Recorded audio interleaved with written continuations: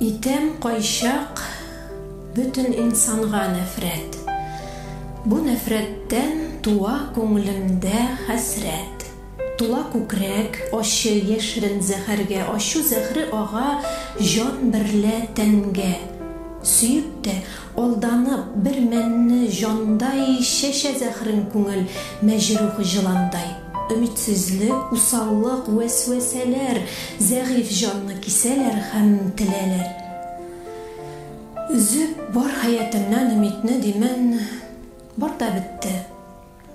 Бар да бетте, бу дөньяда мәхәббәткә урын юк вә булмас.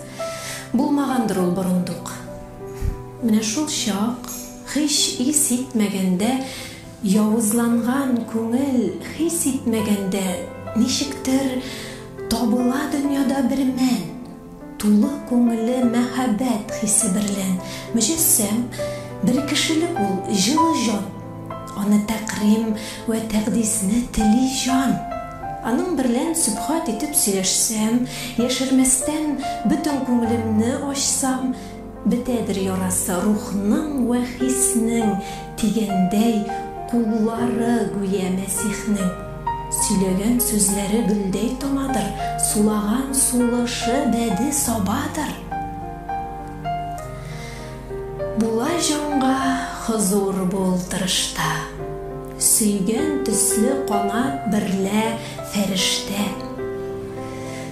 Менә шул чак ачы яшьләр түгәм мин, дәсисә вәсвәсәләрдән чыгам мин.